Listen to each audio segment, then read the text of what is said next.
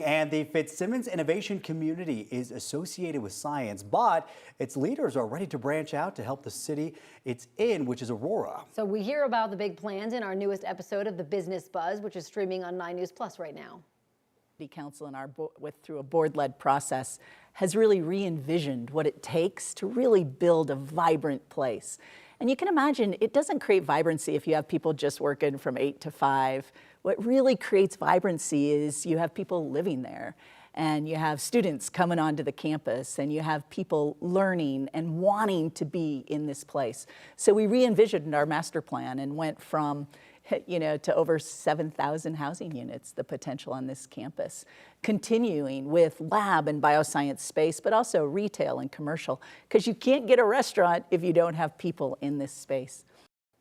Here to talk about it is Business Buzz host Ryan Frazier. Thanks for coming in. Thanks for having me, guys. Good to be with you. Always good to have you. So people probably recognize the person that you just saw there. You and Ed Sealover actually talked to former Denver mayoral candidate Kelly Bruff. She is now the head of Fitzsimons. She not only told you about the plans, but how they want to help Aurora as well, right? Yeah, they did, Corey. You know, this project is an absolute jewel for Aurora, but I think it's very important to remember it's not just about Aurora. It's not just about Colorado. This is a regional asset in terms of what it's bringing to our state and our region. You have the bioscience work, you have the hospitals with, university and children's and the VA.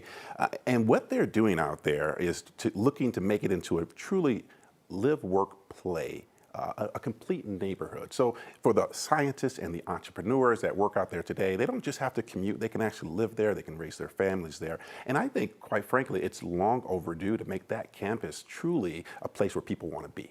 Well, if that's not advanced of a topic enough, then you and Ed took on the big topic of quantum computing. Not everyone, of course, really understands that quite yet, including myself, but it sounds like Colorado's ready to take this on. Well, I guess, I was going to start off and say, this is not Quantum Leap. If many of you probably remember that with us, Scott Bakula, who played Dr. Sam Beckett. But this whole concept of quantum computing, Colorado is really at ground zero today. And for folks who don't understand it, give me just an extra second to explain it. Imagine yourself in a massive maze with millions of different paths, right?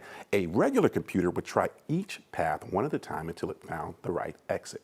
A quantum computer will look at a million paths at the exact same time and instantly point you to the path out.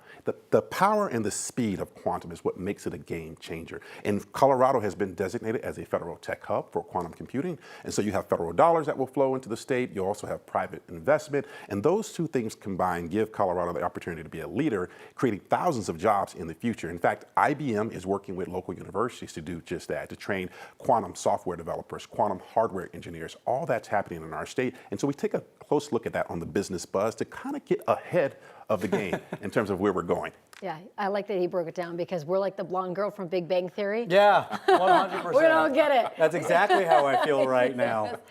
Colorado, obviously at the forefront for so much that's going on business-wise, Ryan. Absolutely. And it's exciting because Colorado has so much potential. But, Ed Sealover, who's on the show with me, points this out. It's very important that in order for Colorado to stay ahead of the game and keep being at the forefront, it has to make sure we have a regulatory environment in this state that keeps Colorado competitive so that people want to continue to come here and invest in Colorado. Yeah, 100%. Some good ideas right there. Ryan, thank you. You can catch this new episode this afternoon at 2:10, streaming on 9 News Plus. It's also available anytime on 9 News Plus on demand.